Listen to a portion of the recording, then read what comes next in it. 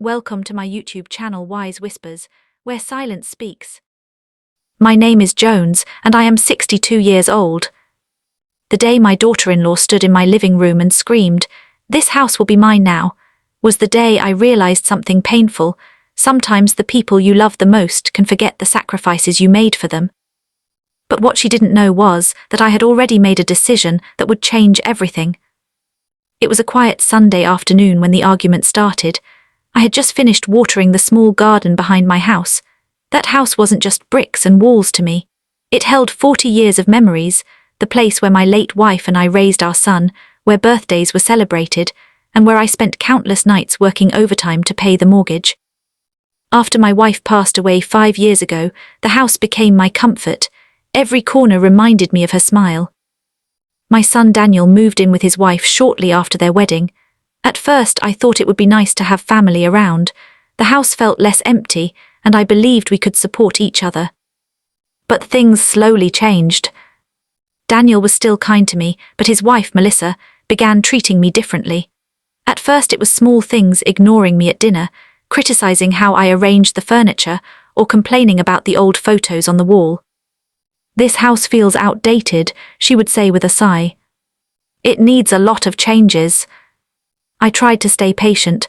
I thought maybe she just needed time to adjust. But one evening, everything exploded. That day I came home from buying groceries.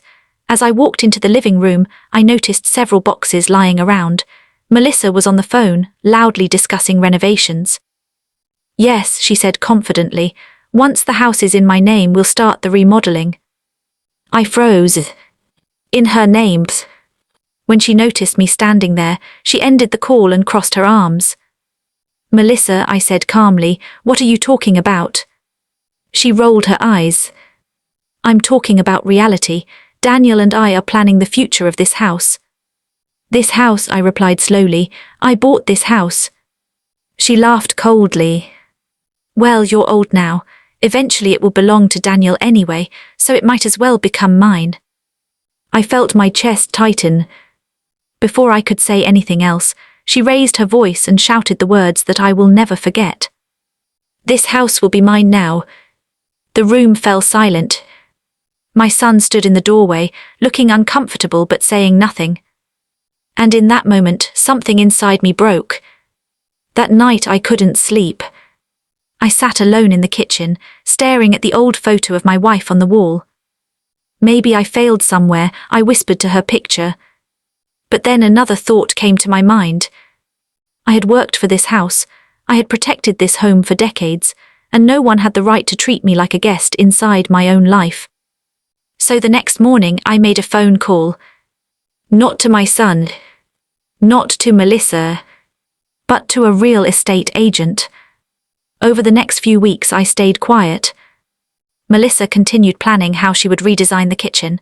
She talked about new floors, new walls, even removing my wife's garden. Every word made my decision stronger.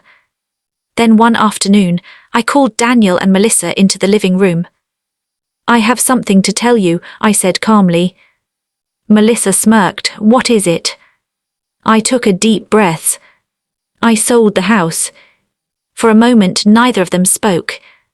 Then Melissa's smile disappeared. "You what?" "The house has already been sold," I explained. "The new owners will move in next month." Her face turned red with anger. "You can't do that. This was going to be our home." I looked straight into her eyes. "No," I replied quietly, "it was my home." Daniel finally spoke. "Dad, why didn't you tell us?" I sighed. "Because when your wife screamed that the house would be hers, I realized I wasn't welcome here anymore." The room went silent again. Melissa tried to argue, but there was nothing she could do. Legally, the house belonged only to me. A month later, I packed my belongings. Before leaving, I walked one last time through the garden my wife loved so much. I felt sadness but also peace. With the money from the sale, I bought a small house near the countryside. It's quiet there. I planted new flowers just like my wife used to. Sometimes Daniel visits me alone. Our relationship is slowly healing. But Melissa has never come. And honestly, I'm okay with that. Because that day taught me something important. Family should bring you respect and love, not entitlement. Moral of the story: respect is more valuable than property. If someone cannot respect you in your own home, sometimes the bravest thing you can do is walk away and start a new chapter of your life.